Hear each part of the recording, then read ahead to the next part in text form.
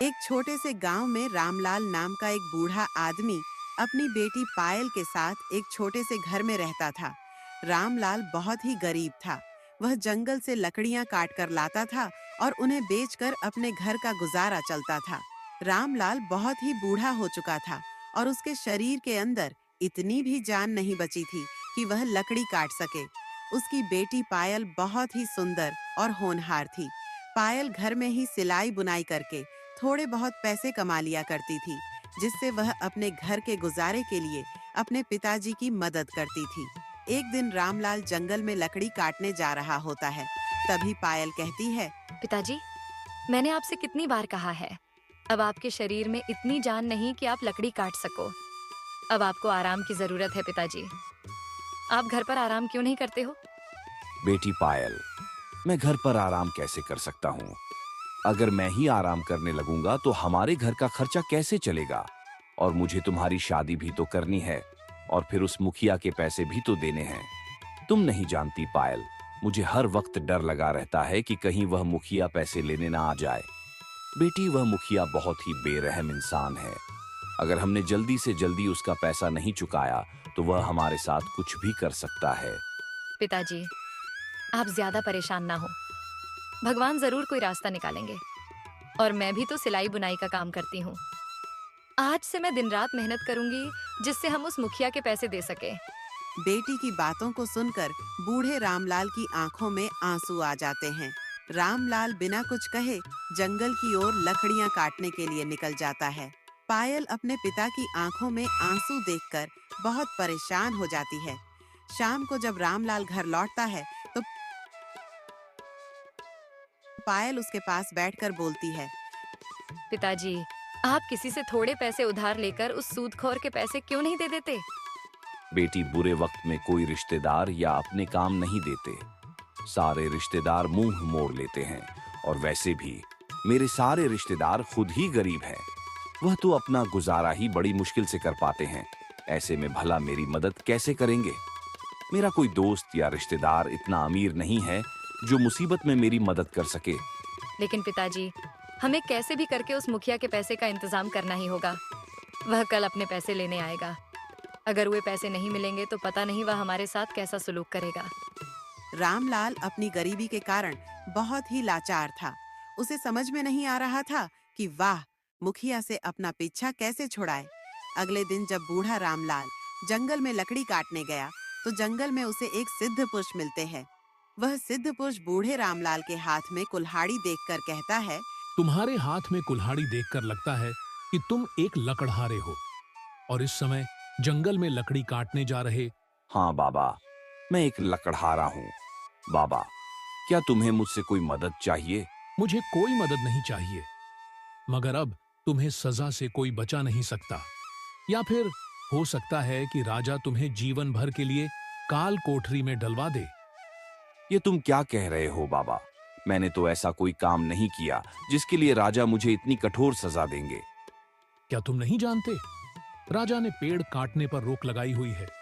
अगर कोई भी जंगल में पेड़ काटता हुआ पकड़ा गया तो राजा उसे कठोर से कठोर सजा देंगे। बाबा, अगर मैं लकड़ियों नहीं काटूं तो मेरे घर का गुजारा कैसे होगा? बाबा, और अब तुम्हें मेरे साथ राजा के पास चलना होगा। अनजान व्यक्ति की बातें सुनकर रामलाल की आंखों में आंसू आ जाते हैं। अब तुम रो क्यों रहे हो? रामलाल अपनी सारी बात उस सिद्ध पुरुष को बताता है। अगर तुम चाहो तो मुझे राजा के पास ले जा सकते हो। बाबा, मेरे घर में मेरी एक बेटी भी है और मुझे उसकी शादी भी करनी है और उससे पहले मुझे एक मुखिया के पैसे भी देने हैं। अगर मैंने उस मुखिया के पैसे ना दिए तो वह मुखिया मेरी जान ले लेगा। अब तुम ही बताओ बाबा, मैं क्या करूं? फिर रामलाल की बात सुनकर सिद्ध पुरुष कहता है, तुम बूढ़े हो और तुम्हारी एक बेटी भी है जिसकी तुम्हें शादी भी करनी है। देखो बाबा, मैंने आज तक अपनी जिंदगी में कोई भी अच्छा काम नहीं किया है, लेकिन हाँ, आज जरूर करूंगा। क्या पता इस नेक काम से भगवान मुझसे खुश हो जाए और मेरी सारी गलतियों को माफ कर दे। तभी वह सिद्ध पुरुष सोने के सिक्कों से भरी एक थैली निकालकर रामलाल को दे देता है। इस थैले में सोने के सिक्के हैं। कुछ सिक्कों को तुम सूदखोर को दे देना और बचे हुए सिक्कों से तुम अपनी बेटी की शादी कर देना। अब तुम यहाँ से जाओ, इससे पहले कि तुम्हें कोई और देख ले। बूढ़ा रामलाल उसको बहुत आशीर्वाद देता है और खुशी-खुशी अपने घर की ओर निकल जाता है। कड़ी धूप होने के कारण चलते-चलते उसे रास्ते में चक्कर आने लगता है, इसलिए वह आराम करने के लिए एक पेड़ की छांव में बैठ जाता है। कुछ ही देर बाद उसकी आंख लग जाती है। तभी वहां एक चोर आता है और बूढ़े रामलाल की सोने से भरी पोटली को चुरा कर ले जाता है। थोड़ी दूर जाने के बाद जब वह चोर थैली खोलकर देखता है तो खश से झूमने लगता है और कहता है, अरे वाह, इतने सारे सोने के सिक्के, आज तो मेरी किस्मत चमक गई। अब मेरी पत्नी और बच्चों को भूखा नहीं सोना पड़ेगा। इन सिक्कों से तो मेरा सालों का गुजारा हो जाएगा। इतना कहकर चोर अपने घर की ओर निकल जाता है। उधर जब रामलाल की आंख खुलती है तब वह अपनी पोटली ढूंढने लगता है, लेकिन उसे सोने के सिक्कों से भरी पोटली नहीं मिलती। तब रामलाल बहुत ही घबरा जाता है और अपने आप को कोसने लगता है। हे भगवान, यह क्या हो गया? मैं जाने कैसे सो गया। ना ही मैं सोता और ना ही मेरे सोने के सिक्कों से भरी पोटली चोरी होती। बरसों बाद एक खुशी मिली थी, लेकिन अब वह भी छीन गई। अब मेरी बेटी की शादी कैसी होगी और उस मुखिया का कर्ज मैं कैसे चुकाऊंगा? हे भगवान, मुझ बूढ़े और लाचार के मदद कर। तुम मुझे हमेशा कोशा करती थी, ना कि मैं कुछ काम नहीं करता हूँ। ये देखो, सोने से भरी पोटली। इन सिक्कों से हमारा कम से कम 2 साल तक का गुजर हो ही जाएगा। अब मुझे कोई भी काम ढूंढने की जरूरत नहीं है। आप इतने सारे सोने के सिक्के कहाँ से लाए हो? तुम्हारे यह सवाल करने की आदत कब जाएगी? मैं इतने सारे सोने के सिक्के कहाँ से लाया हूँ, ये तुम्हें जानकर क्या करना है? मुझे जानना है कि आप इतनी जल्दी इतने सारे सोने के सिक्के कहाँ से लाए। कहीं आपने यानी के सिक्के चुरा कर तो नहीं लाए? तुम्हारी यह बहस करने की आदत कब जाएगी? हाँ, मैं यह सिक्के चुरा कर लाया हूँ। एक बूढ़ा आदमी पेड़ के नीचे सो रहा था, उसी के जेब से मैंने यह सोने की पोटली चुरा कर लाया हूँ। क्या आप अब चोरी भी करने लगे हो? क्या आप दूसरों को तकलीफ देकर खुश रहना चाहते हैं? वह बेचारा बूढ़ा गरीब आदमी न जाने किस हाल में होगा, न जाने उसने यह सोने के सिक्के किस काम के लिए रखे होंगे और आप उन सिक्कों को चुरा कर ले आए। अरे वह बूढ़ा गरीब आदमी नहीं है, बल्कि एक पैसे वाला आदमी है। यह आपको कैसे पता कि वह पैसे वाला आदमी है? क्या आप उसे जानते हो? नहीं, मैं नहीं जानता उसे, पर वह गरीब नहीं हो सकता, क्योंकि कोई भी गरीब आदमी इतने सारे सोने के सिक्के लेकर बेफिक्र होकर पेड़ के नीचे नहीं सो सकता। मुझे इस बात से कोई फर्क नहीं पड़ता कि वह बूढ़ा आदमी गरीब है या अमीर। बस हमें किसी के खून पसीने के लिए कमाई नहीं चाहिए, इसलिए आपको उसके पैसे लौटाने होंगे। तुम ये कैसी बेवकूफ जैसी बात कर रही हो? अब मैं उस बूढ़े आदमी को कहाँ जाकर ढूंढूं? तुम तो एकदम ही सठिया गई हो। आपको उसे तलाश करना ही होगा। मुझे भूखा रहना पसंद है, लेकिन मैं चोरी के पैसे से अपने घर का गुजारा नहीं चला सकती। आपको अपनी पत्नी और बच्चों का पेट मेहनत मजदूरी करके भरना चाहिए, ना कि चोरी करके। ठीक है, मुझे पता है तुम नहीं मानोगी। मैं जाकर उस बूढ़े आदमी के सिक्के वापस कर दूंगा। मैं कल सुबह सुबह ही घर से निकल जाऊंगा और उस बूढ़े व्यक्ति की तलाश करूंगा। अब खुश होना तुम।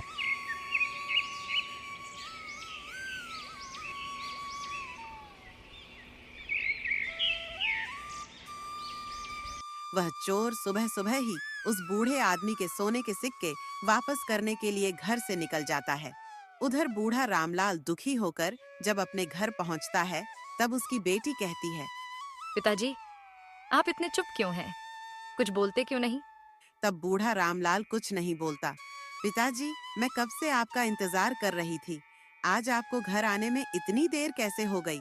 तब रामलाल सारी बात अपनी बेटी को बताता है। उतने में ही मुखिया अपने पैसे लेने रामलाल के घर आता है। मुखिया को देखकर रामलाल घबरा जाता है। रामलाल, तुमने मेरे पैसे देने का वादा किया था। चल, अब जल्दी से मेरे पैसे दे। मैंने आपके पैसों का इंतजाम कर लिया था, पर किसी ने मेरे सोने के सिक्कों की थैली को चुरा लिया। तूने मुझे बेवकूफ समझा है क्या कि तू मुझसे झूठ बोलेगा और मैं मान लूंगा? अरे तेरे जैसे मुझे 50 मिलते हैं झूठ बोलने वाले। अब जल्दी से मुझे पैसे दे। मेरा समय मत बर्बाद कर।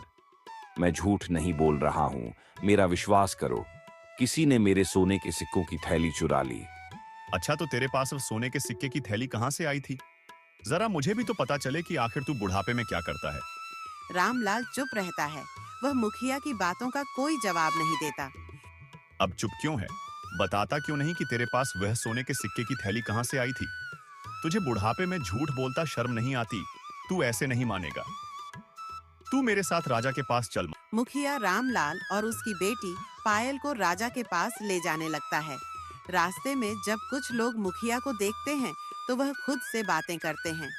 अरे देखो भाई, ये मुखिया बेचारे बूढ़े रामलाल और उसकी बेटी को राजा के पास लेकर जा रहा है। भगवान इस कमीने को जरूर सजा देगा। अब वही जाने कि राजा इस बेचारे बूढ़े को क्या सजा देगा। सही कहा भाई, दुनिया मर रही है, लेकिन ना जाने इस कमबख्त को मौत क्यों नहीं आती। यह तो कभी बीमार भी नहीं पड़ता। हम गरीबों पर जुल्म करके सांड होता जा रहा है। इससे तो इसे कर्मों की सजा जरूर मिलेगी। 10 दिन बाद मुझे भी इसका कर्ज चुकाना है। मुखिया राजा के दरबार में पहुंच जाता है और राजा से कहता है, महाराज, इस रामलाल ने मुझसे पैसा लिया था और अब मुझे पैसे नहीं दे रहा है। ऊपर से मुझसे झूठ बोल रहा है कि कोई इसके सोने के सिक्कों की थैली चुरा कर ले गया है। मुखिया की पूरी बात सुनने के बाद राजा बोला, तो तुम ऐसे आदमी को कर्ज देते ही क्यों हो जो उसे छू का ना सके? लेकिन महाराज, यह मेरे सामने आकार रो रहा था, इसलिए मैंने इस पैर तरह खाकर इसे पैसे दे दिए। नहीं तो मैं ऐसे लोगों को कर्ज खा देता हूं जो कर्ज लौटा ना सके। यहाँ के नियम के अनुसार जो व्यक्ति समय से कर्ज नहीं चुका पाता है, उसके पूरे परिवार को कर्ज देने वाले की गुलामी करनी पड़ती है जब तक वह अपना कर्ज ना चुका ले। लेकिन मैं बूढ़े रामलाल के उम्र का लिहाज करते हुए उसे एक दिन का मौका और देता हूं। अगर रामलाल तुमने एक दिन में मुखिया हरिलाल का पैसा वापस नहीं किया तो तुम्हें उसकी गुलामी करनी पड़ेगी। राजा की बात सुनते ही रामलाल डर से कंपाने लगा, क्योंकि अब उसे और उसकी बेटी को मुखिया की गुलामी करनी पड़ेगी। राजा के फैसला सुनाने के बाद मुखिया रामलाल और उसकी बेटी के साथ वापस लौट आता है और रामलाल से कहता है, रामलाल, तू मेरे पैसे 2 साल में नहीं लौटा पाया, तो एक दिन में क्या लौटा आएगा? तू एक काम कर, अपनी इस खूबसूरत बेटी की शादी मुझसे कर दे। तेरी बेटी मेरे साथ राज करेगी और मैं तेरे साथ भी अच्छा व्यवहार करूंगा। मैं तेरे जैसे इंसान से कभी शादी नहीं करूंगी।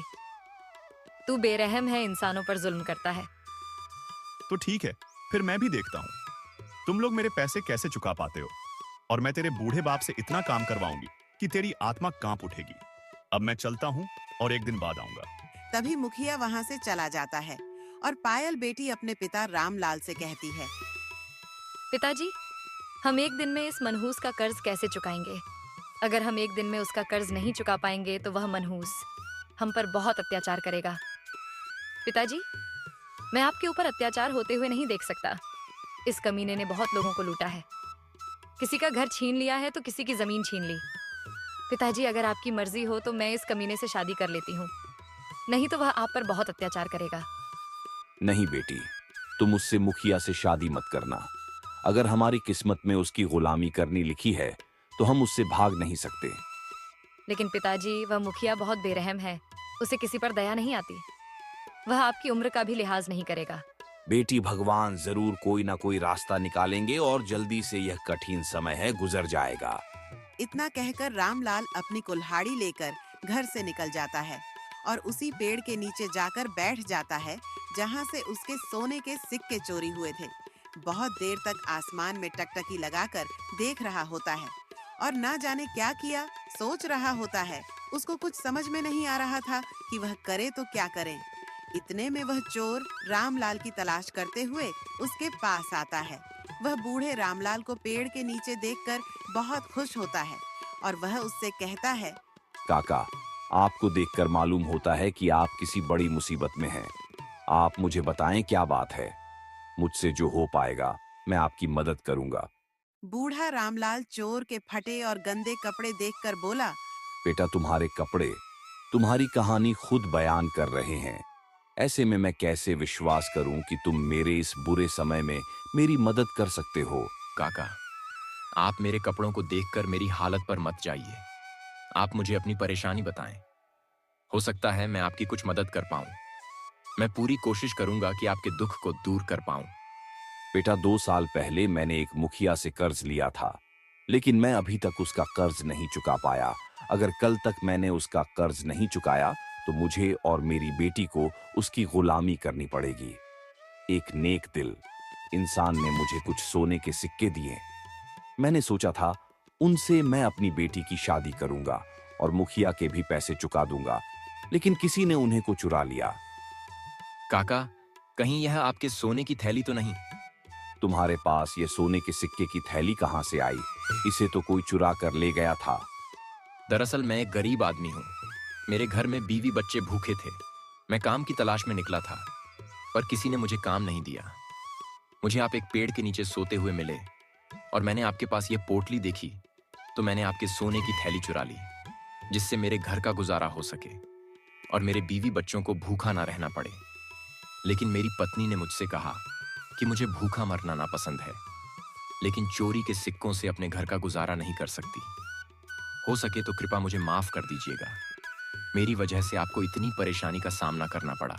कोई बात नहीं बेटा, तुमने मुझे यह सोने के सिक्के लौटा दिए, इसीलिए मैं तुम्हें माफ करता हूँ। अब मैं इन्हें सिक्कों से और मुखिया का कर्ज चुका दूंगा और बचे हुए सिक्कों से अपनी बेटी की शादी करूंगा। बेटा, अब मुझे चलना चाहिए। मुझे जल्दी से जल्दी मुखिया का पैसा भी चुकाना है। अब बूढ़ा रामलाल अपने घर चला जाता है और सोने के सिक्कों की थैली को अपनी बेटी को दिखाते हुए कहता है, हाँ देखो बेटा, ये वही सोने के सिक्कों की पोटली है जो खो गई थी। अब हमें मुखिया की गुलामी नहीं करनी पड़ेगी। लेकिन पिताजी, आपको ये थैली मिली कहाँ पर? बेटा, इसे जो और चुरा कर ले गया था उसने ही वापस किया है। उसकी पत्नी बहुत नेक दिल औरत है। मैंने तुमसे कहा था ना कि भगवान हमारी मदद जरूर करेगा। पिताजी, हाँ तो बहुत अच्छा हुआ। अब हमें मुखिया से छुटकारा मिल जाएगा। इतने में ही मुखिया उनके घर आ जाता है।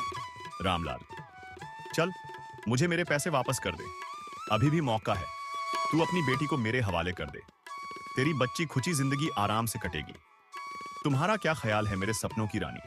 क्या तुम अपने बूढ़े बाप पर अत्याचार होते हुए देखना चाहती हो? भगवान के होते हुए तुम हमारा कुछ भी नहीं बिगाड़ सकते। ये लो, सोने के सिक्के, इन्हें बेचकर अपने पैसे ले लेना। अब यहाँ से चले जाओ। अरे वाह, सोने के सिक्के! मनोहर जो पैसे तो 2 साल में नहीं चुका पाया, वह तेरे पास एक दिन में कैसे आ गया? रामलाल, तूने ऐसा क्या किया? जरा मुझे भी तो पता चले। तुम्हें इस बात से क्या मतलब? तुम्हें तुम्हारा कर्ज मिल गया। अब तुम यहाँ से जा सकते हो।